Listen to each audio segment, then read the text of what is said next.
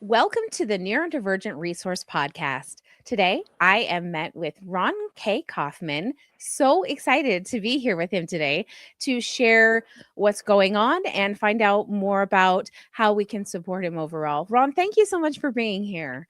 Thanks for having me. I appreciate it. Yes, we're so excited to get to know you more. Now, we are doing these episodes to honor our members of the International Neurodiversity Resource Center. So, thank you so much. Tell us a little bit about yourself. Introduce yourself for those that may not know. Sure. So, hi, how you doing, everybody? My name is Ron K. Kaufman, and first I'll just say I've been in this field in autism for just about 30 years. I think about 29 years, and I've been doing it for a really long time, and I also work very closely with a colleague of mine named Kate C. Wild, and we've been working for many years together. She's also been working with autistic people for over 30 years. And what we really try to focus on is the actual experience and perceptions and psyche and sensory systems and brain and nervous systems and experience of autistic people, like meaning approaching it from the inside rather than approaching it from the outside. I feel like the world, you guys who are listening can relate to this.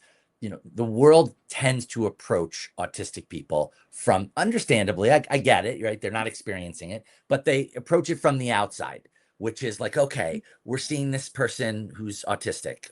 How do we either, can we get them to change in this way? Can we get them to fit in better? Can we get them more prepared for the future in this way? Can we get this behavior to happen more and this behavior to happen less? Can we sort of deal with this disruptive thing that's going on, right? So the idea is it's looking at it from a sort of neurotypical outsider's perspective. And again, it's not a slam on anyone. We all look at things from our own perspective. And what ends up happening when we do that is, number one, we're just missing a huge part of the picture. We're missing the entire inner experience of autistic people, right? And so that's just from a humanitarian point of view, like that's not what I want to do. I don't want to miss all of that, right? And treat anyone on the spectrum or not in a way that is completely discordant with who and how they are, right? So I don't want to do that. It also has a lot of practical implications, because when we approach things like that from the outside, we end up, especially with autistic people, although I think this is true to some degree with everybody, with autistic people, what we end up doing is we end up doing things to try and, I don't know, achieve the objectives of the neurotypical people. We end up doing that in a way that ends up overloading the nervous system of autistic people, making autistic people feel unsafe, making autistic people feel overloaded, making it harder for autistic people to connect with you. Let's say if you're the parent or if you're the therapist, making that much more difficult. People often talk about, autism as a difficulty connecting, and I hear that term mind blindness thrown around a lot. In my experience, and I'll tell you why that's so relevant in a second, but in my experience, I feel like autistic people kind of have anti-mind blindness in some weird way, I which love that. is really like they are they and we are highly okay. They may not know all your reasons for everything, just like a neurotypical person wouldn't. But what we're able to do in the autistic community is really get a visceral sense of the emotional state of the person who's around us.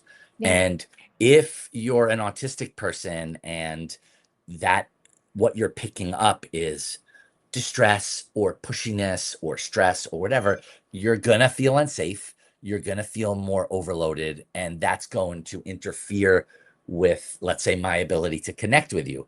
But that's not because autistic people cannot connect or are blind.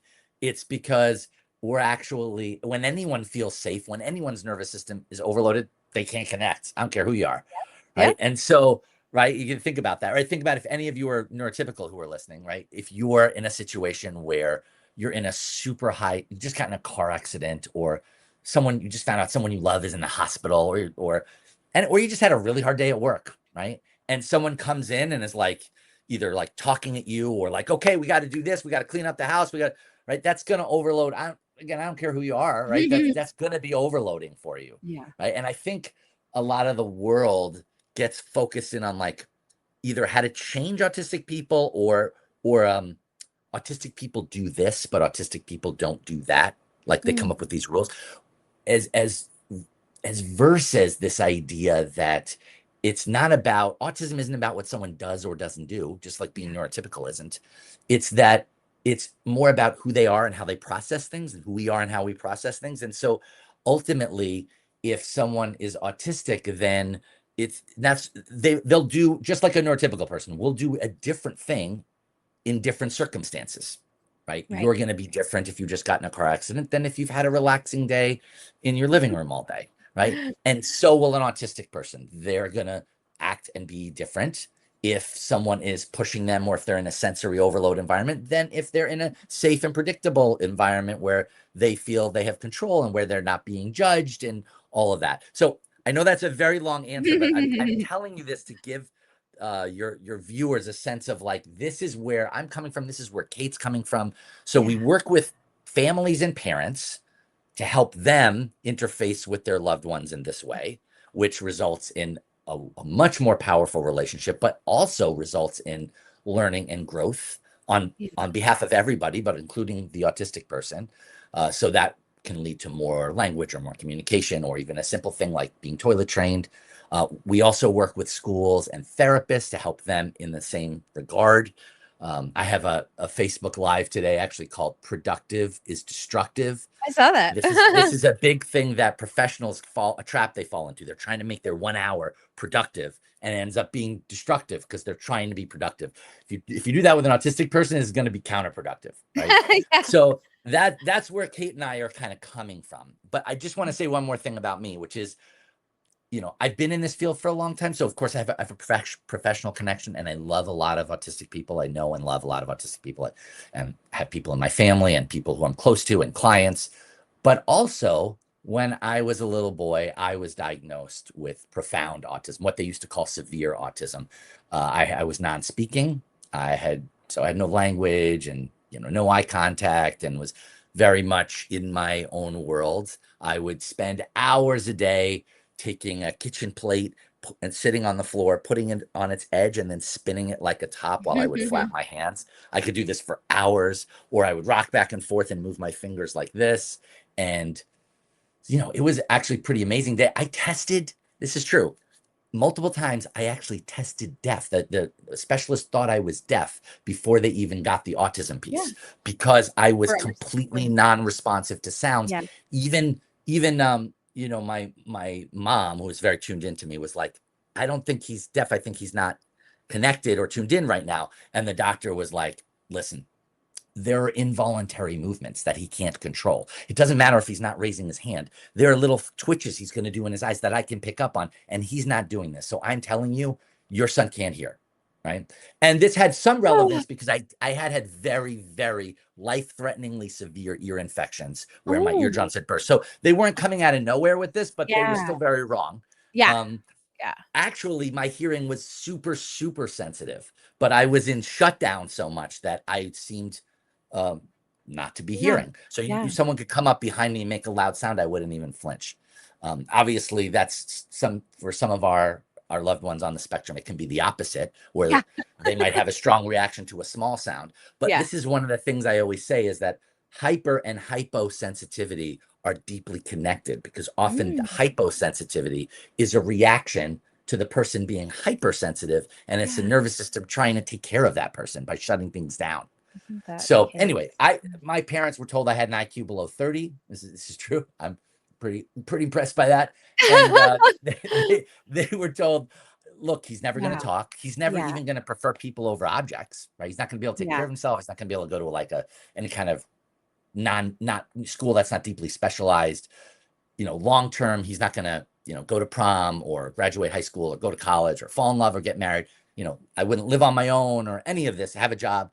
And my parents were really, I say were, they're still alive, but at the time they were also really, really cool about it, which is number one, they didn't judge my autism. They weren't like, oh no, we have an autistic child.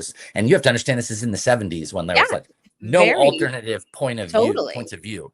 Yeah. Yeah. So they were like, very open to me, very connected to me. One of the things they did early on was they would just follow me around and Mhm. take pictures and just see, what do I Yeah. move toward? What do I move away from? What do I like? What don't I like?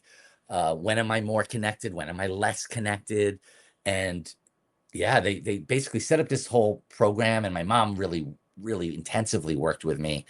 And they didn't not they didn't it was kind of cool because they didn't judge where I was, and they also didn't make any pronouncements in their own minds about where I would be. Like Yeah. saying, "Oh, he'll never be able to do this," or they weren't like, "Oh, one day he's going to go to an Ivy League university." They were more just like, "We don't know. Let's We help don't have them. to decide that right now. Like, we're Yeah. just going to be with him."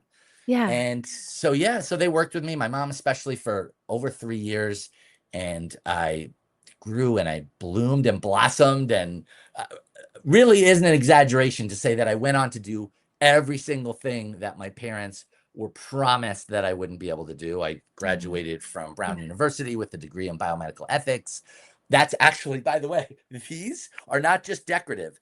These two things are holograms of my actual I brain that was love done. that. Thank you for Yeah. sharing. That's amazing. Yeah, because and actually one of the things they're showing is it was an fMRI, it's functional Yeah. MRI, and they were trying to watch where the blood would flow Yeah. when they would ask me different socially related tests, and they wanted to see if different parts of my brain lit up than a neurotypical brain. And Yeah. actually in this case, they were seeing it light up in a pattern similar to a neurotypical light up, which to me is just a sign of like neuroplasticity that we all Yeah. have, right? Our brains are always capable of growing and changing.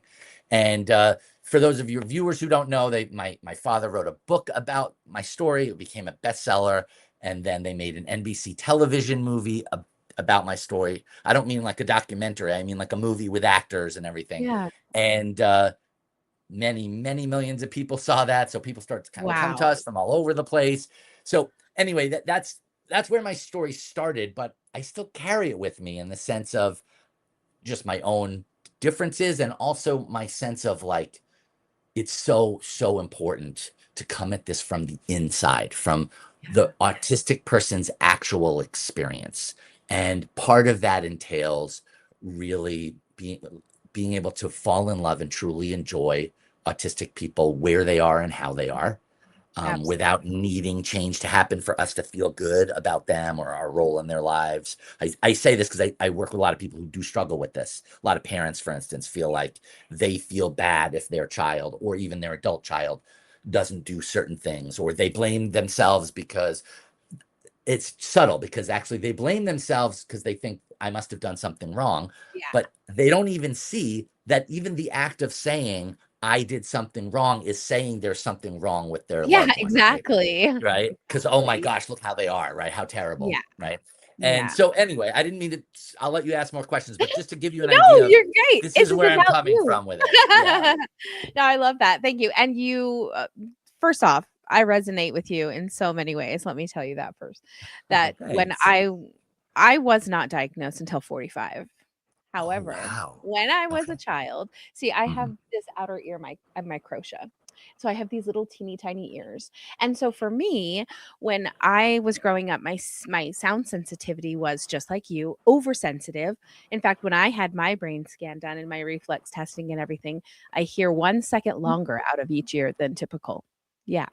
So you can Wow. imagine the sensitivity Wow. levels of so many things. In Yeah. fact, I realized, kind of after I was diagnosed, when I was little and back in the 70s, the garbage trucks would come down the street and I would hide in my bedroom. I would hide under things. They would Wow. yell and scream at me and spank me and do all the things. Stop being dramatic. Stop being so sensitive. Oh, Stop, stop, stop. I'm so And sorry. it's Oh, okay. Today they don't even accept it today. So it's okay. I can't really? go back and have them accept it Oh, then. They don't accept it now.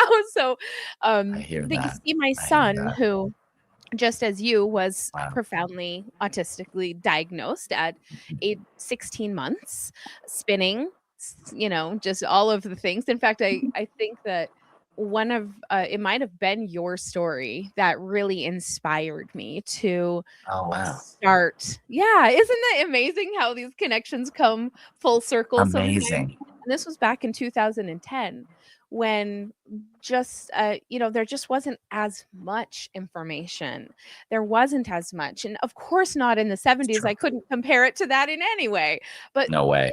still wasn't enough. We're in such an incredible era right now that I'm not going to say it's a positive or negative, but autism has been heard around the world. It has been heard, it has been spoken in a way that people can now understand that it exists, and this new awareness has been created in this last couple of years.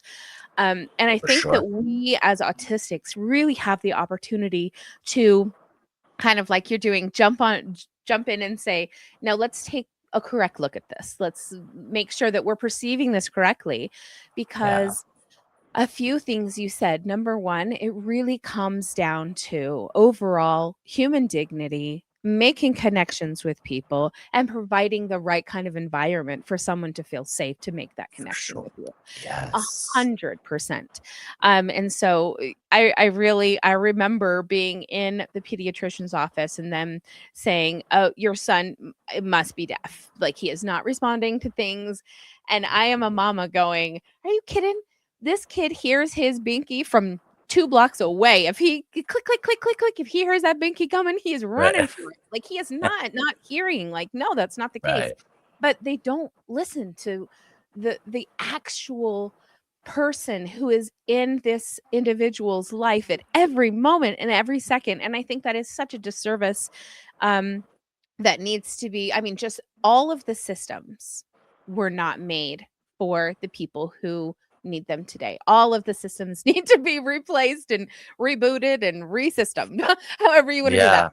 Yeah. Yeah, systematically, autistics have they've the community has failed them over and over and over again. And I think that we're just really on the tip of the iceberg where we can kind of like see the other side of down the other side of the mountain now and say, hey, Yeah. look, like there's really something to build here. And yeah, we really thank you for all of the work that That's you true. do and all of the help that you're providing to the community to help people open their eyes to see that there is a different sense of educating that needs to be done. You don't need to learn that, this person rocks back and forth or whatever, but what do they love? What makes them, like you said, what makes them feel safe? Do they love soft blankets? Do they love a book about trains? Do they love, Mhm. what is it? Go towards that and make a Absolutely. connection that is deep and meaningful with them, no matter, the circumstance. Yes.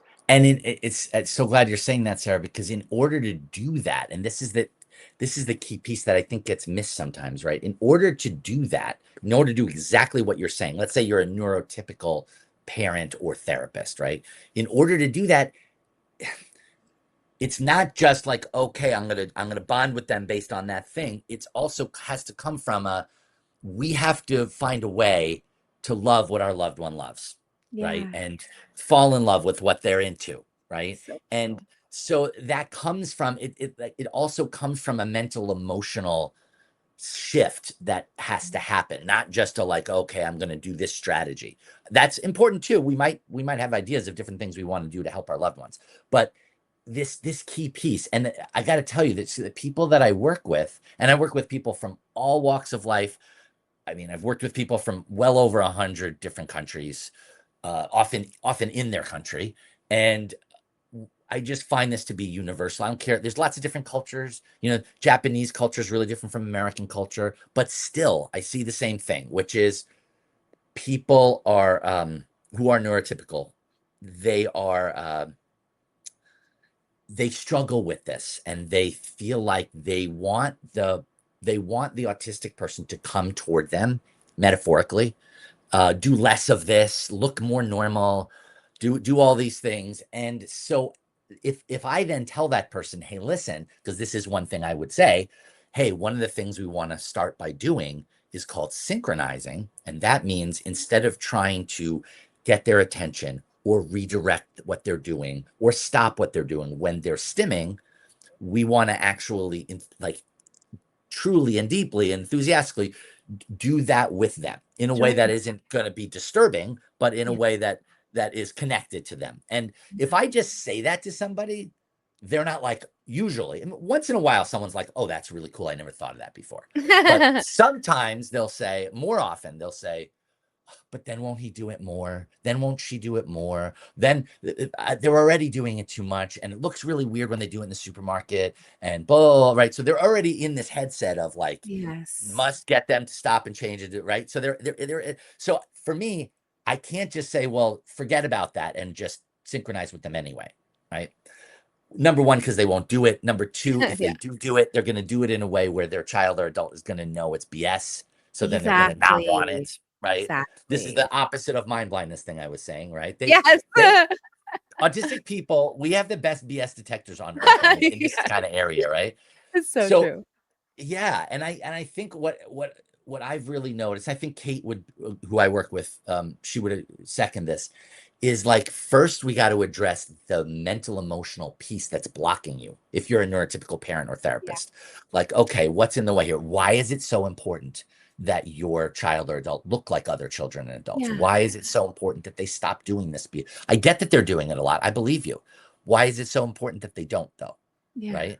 And so first there needs to be a kind of a breakthrough there, right? This is actually one of the reasons why part of the work that Kate and I do has now includes completely neurotypical people, helping them with their own sense of safety, their own nervous Mm. system, because oftentimes they're in a kind of fight or flight when they're dealing with their autistic loved one, and that then puts their autistic loved one in fight or flight if they're not already there.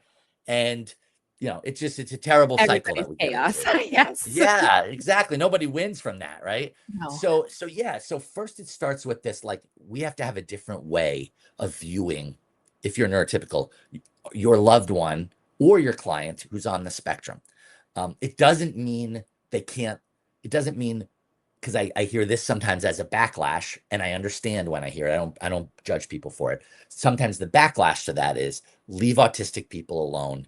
Don't mess with them. Which, hey, man, that's better than forcing. So I don't think it's terrible. But it's what the downside of that is that, like anyone, like we can learn and grow, and neurotypical people can learn and grow. So Yeah. not pushing and not judging and not trying to force change on autistic people doesn't mean we can't grow and change and don't help us grow and change, Yeah. right? So I think people struggle with this because they see these as opposites. Either I'm pushing change, which is super unsafe for an autistic person in terms Yeah. of how they feel, or whatever, I'm going to leave Hands it off. alone. I shouldn't touch it. So, and now there's no opportunities for growth, right? Yeah. So it's Absolutely. it's it's tough. It's tough, but that's why I feel like if we can get a breakthrough on that, then then we can get the breakthrough on the what you're describing, which is like how they actually interface with their autistic loved ones. Do you know what I Yeah. mean? Oh, that mindset has to change. I couldn't agree with Yeah. you more. I couldn't agree. And my husband and I came up with this quote once that is a little bit of fear, or I'm sorry, a little bit of knowledge turns fear into understanding.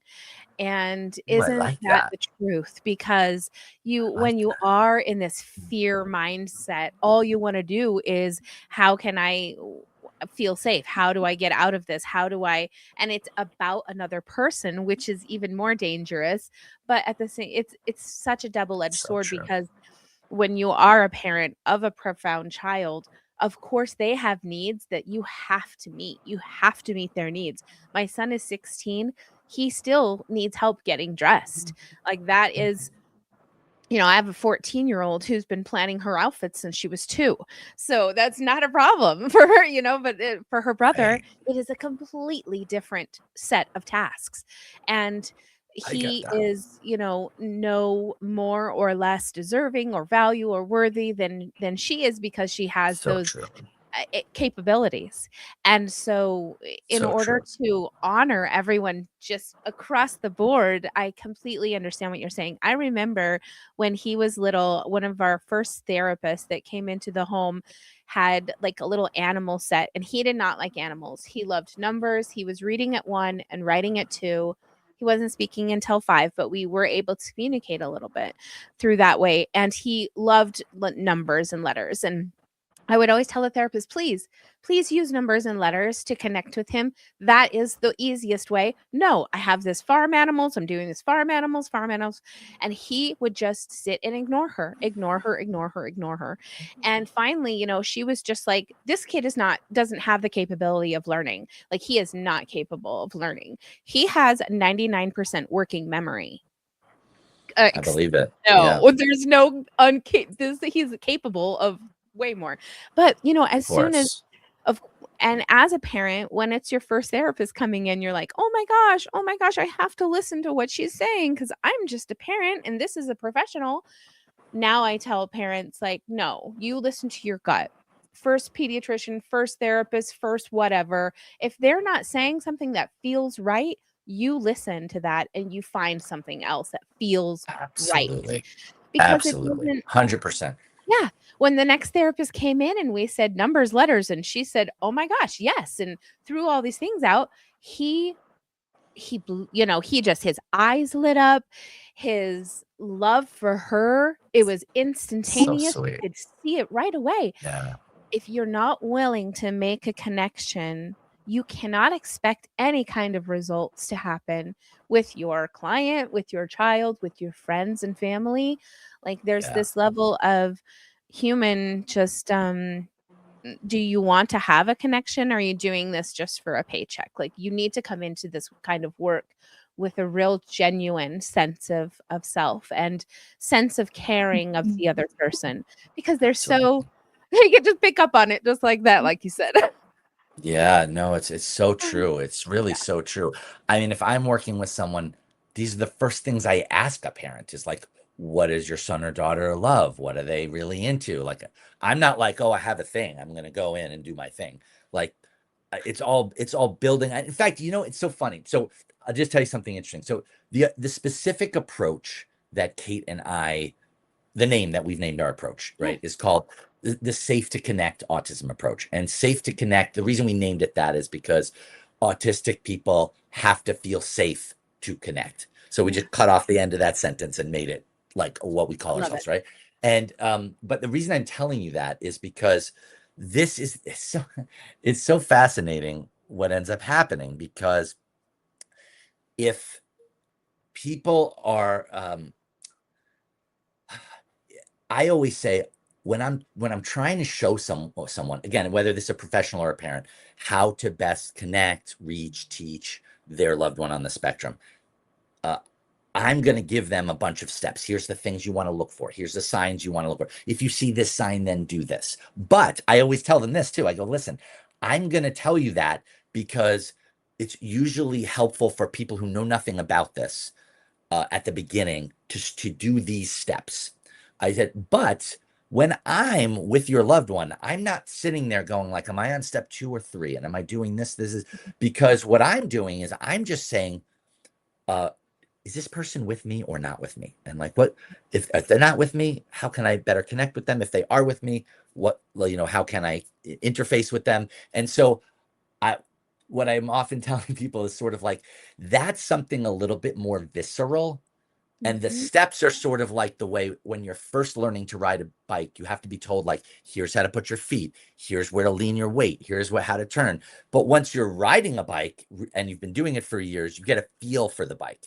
And so the deeply important thing is to be able to feel what's going on with your autistic loved one. I Yeah. don't mean in a psychic way. I mean just being able to like read their signals and be like, Yeah. I have this person, I don't have this person. What's going? They're feeling safe and comfortable. They don't look like they're feeling safe and comfortable. Like being able to pick up on all that. Because the first thing I notice when I work with people is they're just not on purpose, but they are just blowing past all those signals. They're literally missing tons and tons of signals from their loved one. again, is totally not on purpose. They don't even know to look for these signals, but they're Yeah. missing them. And so then they're interacting in a way that's totally at cross purposes with their autistic loved one or their Yeah. client. And they're not trying to operate that way, but that's what keeps happening. And so you got to be able to like see and read those signals first. That's what's going to point you in the right direction. And the autistic person is the one that's sending the signals. So you can't be like, this is what we're going to do between 3 and 4, because that's what's on my little agenda. It's like, okay, but what I may have something we could do at 3, but before I even am able to do that, I got to read the signals. Is this person even able to right now do this thing? Do they feel comfortable? Do they feel safe? Are they interested in this? Are they interested in me? Right. So all of that. So there's all these layers that have to happen. And actually, I'll just say one other thing. So the overarching approach that Kate and I have is called Safe to Connect.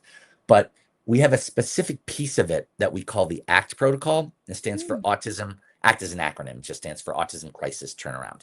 And the mm, crisis isn't the autism in that acronym. The crisis is there's so many, I work with them every day, these families. There's so many people on the spectrum, adults, children, teenagers, highly speaking, not speaking, spellers, doesn't matter, who are in this situation where they're kind of stuck in and locked into their nervous system is a fight or flight, super stressed mm. out, not feeling safe. And so there's a lot of, for instance, there, in some cases, a lot of meltdowns, a lot of anxiety. There Yeah. might be behaviors that the other people feel like are really difficult or extreme or, something like explosive, right? And so uh, instead of coming at it from like, okay, we're having a real problem with these behaviors. How do we get rid of these behaviors? The ACT protocol, and it's a protocol, not a program, meaning it's not something you do for a year. It's something you do for 2 to 3 weeks. It's a protocol you do, and it's basically the idea of like, okay, your loved one is this isn't these aren't behaviors in the same way that I have a behavior of eating ice cream every night. Okay, that's a behavior. I'm choosing that. I don't have to choose that. It's not really good for me when I do it, but it is actually a choice and I'm accountable to that choice, right? But if I'm sneezing or coughing, for instance, if you try to hold me accountable for that, it's like an absurd thing. I'm not controlling that I'm sneezing or coughing, Yeah. right? Telling me to not do the sneezing behavior, it would like no one would ever do that because it's crazy, Yeah, right? totally. Um, but a lot of these, what people, again, I don't call them behaviors, but a lot of the things that people call behaviors that Yeah. I actually, Kate and I call these neuro crashes Oh, because it's actually something that's happening involuntarily because yeah. of nervous system overload and they're in fight or flight. And actually the autistic person, however bad you don't want the neuro crash to happen, I promise you, your autistic loved one wants it even less and is actually doing tons So of stuff to try yeah. to not have it. Like they're Yeah. they're working really hard to try to not have it. But you, and I don't mean you, but like you, the right, are often then doing things inadvertently that's now jacking them up more when you say you don't want them to have these neuro crashes, right? So the ACT protocol is designed to basically show people, okay, just do this every day for the next 2 to 3 weeks. I say 2 to 3. Sometimes it can even be a little bit less than 2 weeks. It Yeah. depends how responsive the child or adult is. But anyway, you do that so that it's not about getting them to change the behavior, but what it does is it gets them their nervous system in a place that's calm and the person so that they feel safe. And then they don't do those behaviors because they Yeah. were never behaviors. They were always neuro crashes, and so when their nervous system is calm, they're not having neuro crashes. No, they're not punching a Love hole in that. the wall or punching their head or screaming at the top of their Yeah. lungs for an hour and a half, right? That's not going to happen to someone, no matter how autistic they are. It's not going to happen to an autistic person who feels safe and comfortable and calm. That's just not going to That's happen, yep. right? So we go into that, and I just keep going back to that's coming back to being able to see the signals. One of the Mm. things we show parents is how to notice what we call SOS, which stands for signals of stress, Mm. before they're big and loud. Like when they're really subtle signals of stress, like they're chewing the side of their lip, or I say this a lot with children or adults who are speaking. If your loved one is suddenly saying no to everything, that's an early SOS. It means Mm. they're like an hour away from a neuro crash if you keep going in this direction. But Yeah. that's really great because if you know that that's a signal and you catch it early and you change the Avoid it. environment and you change the way you're being, there won't be a neuro crash. Yeah. But if you only notice a minute before the neuro crash, it's probably too late. Probably Yeah. probably going to have the crash at that point. So Yeah. so we go into that, and it's really powerful for me because it's amazing to see that like these parents and these therapists, for the most part, in 98% of the situations, they have a deep love, they have a deep commitment. They're really trying really hard. So I never attack people, even if they're doing something super counterproductive. I never scold or like I see this happening on the internet, and I understand why the autistic community is doing it because they've been knocked around for decades. I get it. Mhm. And they've also unfortunately learned from the neurotypical community that the way you address things on the internet is you swarm and attack people and try and humiliate them on the internet. Yeah. That wasn't an idea that autistic people came up with. That No. was developed by neurotypicals. The autistic people just copied it, right? But anyway, I I just think it's so important not to do that because it's Yeah. not if you're doing something that's counterproductive, it's not because at least I've never met anyone that's like, yeah, I want to inflict distress on my child or my client. Right. Like no one says that to me. They just Yeah. might not either have all the information or their own emotions might be really getting in the way. Yes. Okay, so we can address that, but that doesn't get addressed by scolding. In the same way, I would never scold an autistic person to try and get them to change, right? I'm not going to do that to a neurotypical person either. And Exactly. I really feel like we're in this moment in our society. You tell me, Sarah, if you agree with this. I feel like we're in this moment where, yeah, it started during COVID. I feel like where just people who are autistic and people who are not at all autistic just started to have like just neuro crashes out in the world. Like the flight attendant says, please put your seatbelt on, and the person just punches the flight attendant in the face. A neurotypical person, right? Right. The Walmart employee says, sorry, Walmart's closed. The person knocks them to the ground around, charges into the store. Like that wasn't happening 10 years ago, right? Right. On a large scale, right? I Yeah. see it on YouTube every day now, right? Now, Yeah. unfortunately, it's on YouTube usually to like make fun of the people doing that. But I never make fun of them. I'm always like, oh, Of it's so course. clear to me they're having a neuro crash. This is not Yeah. how they behave with their family every day, right? And Yeah. so even that whole thing of where we call people Karens, it's most of the time it's just people having neuro crashes. We don't like how they're being. Okay, I get it. But oftentimes that's what's happening. And so I feel Yeah. like we're in this moment, Sarah, where it's like um autistic people have been struggling with this for a long time because of what you say, all the systems that have been like imposed on them. And now neurotypical people are feeling like they're in a world that feels out of their control a lot and feels overloading. And now they're having them. And we're like having this moment of like, oh, like this is happening to everybody to some degree. When Will Smith slapped Chris Rock. Now I do not condone that for a second, but I really felt like it was not about what Chris Rock had done at all. Felt really clear to me. There was tons of jokes being made. This was not a big deal. There was something else happening. I was watching his face. Something had happened to lead up to that had nothing to do with Chris Rock, and he was Yeah. already super on There. tilt when that Mhm. happened, Mhm. right? And so I feel like that's where we're at right now. So I feel like it gives us a chance to both understand autistic people more and to address this with autistic and allistic people. Yeah. What do you think Definitely. about that? Oh, I think that you are completely on with that because it, I think it's a time of life where we're coming out of feelings shouldn't be spoken about. Feelings, all of those things. I think That's those true were too.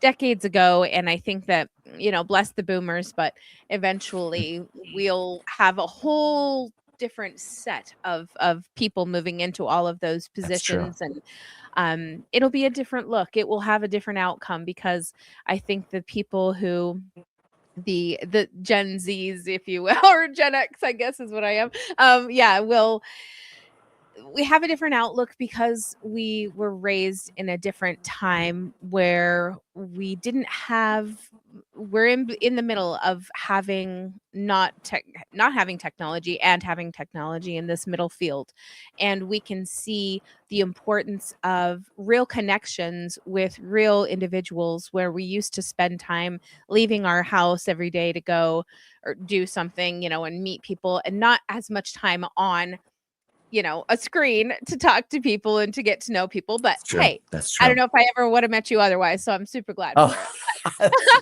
that's a you good know, point. That's a good point. Yes. yeah, I think that we really we're going to see a shift in society when things start to change, because we've been educated in a different way, and we've been able to remove the limits from some of the ideas and the ideations that have been brought, kind of mine uh what was I going to say, brain, forced us to believe, and all brainwashed us to think all of these things. Yes. And I think that we're really a strong generation that breaks free of those things, and I think that it's a really exciting time to move forward into, and I'm really glad to be on this side of the part of it where, we'll be Me too. educating and speaking, and really just Yeah. handing out the unconditional love will save you. Yeah. Oh, I'm so with you on that. I just Yeah. just a quick note on something you said that tickled me when you were saying how we've been brainwashed, which I agree with. So that's my wife, Dilma, by the way. She Oh, is a lovely. total rock star. Not only, by the way, she's just a really good person, and she's like, I feel really lucky to be married to her. Yeah. And I'm bringing her up for a reason. So she was born in Ecuador, and so her native language is Spanish, right? Although she speaks perfect English. And one of the things she says, because in Spanish they literally break that word down of brainwashing, and it's called washing your brain. So that's how she used to say it in English, like, oh, they're washing your brain, Oh my like gosh. instead of they're brainwashing you, right? And I really think that that's important because there's a lot of, someone who's brainwashing you doesn't always know they're brainwashing you, right? It doesn't mean they're a member of a cult and they're brainwashing you. Yeah. It's just a lot of times we're exposed to something like the soup we swim in society, and we don't even know that, like, we've been brainwashed as like there's only one way to either do this thing, or there's only one way to think about this.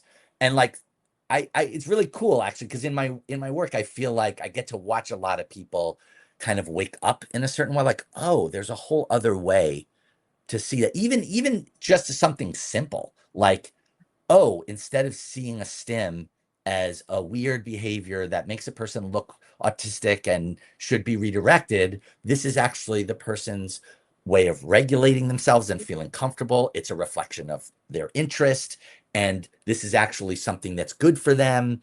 And I could be in that with them instead of fighting it. Like, that is like I'm speaking Swahili when I first say it, right? But then I can watch people's eyes of like, oh wow, like I had never even considered, like even for a second, that that's a way I could view what a stim is and how to approach a stim, right? Yeah. So I feel very grateful for that. I feel really. Oh, Oh, and tell you this: we have, in addition to like all the stuff we do, Kate and I, with autism, we have this course called Mastering Your Own Neurocrashes, which mm, is just, we actually have a lot of our parents take that course because they could use it. But yeah. we also have people who are not connected to autism at all take that course. And we basically focus on, like, here are the 6 main causes of neurocrashes, for even for people who have nothing to do with autism.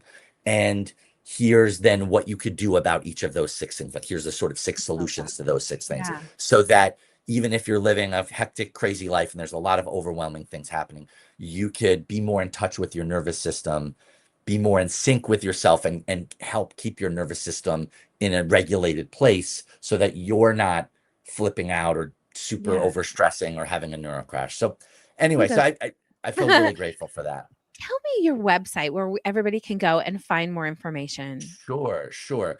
So the main one that people would be who are listening now would go to is called Safe to Connect Approach. By the way, and the two is just spelled TO, like, no, not the number. Okay. Safe to Connect Approach.com. So they can go there.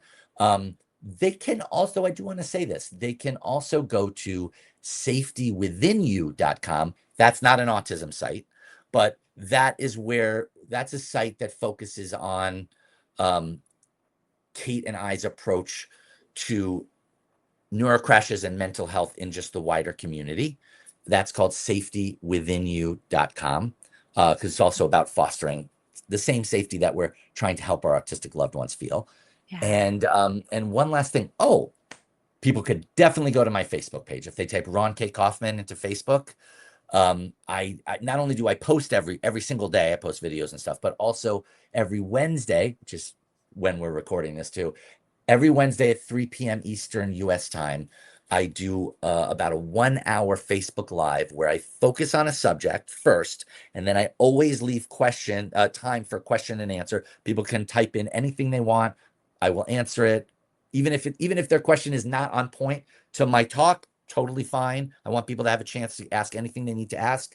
So those are 3 ways people can connect with our work. Wonderful. Thank you Yeah, so much. no And for problem. those of you who are listening or viewing, all of those links will be down in the notes description so you can get them. And those of you watching, you can see I typed it up on the screen for you. So Thank you. you can go to there to get those resources.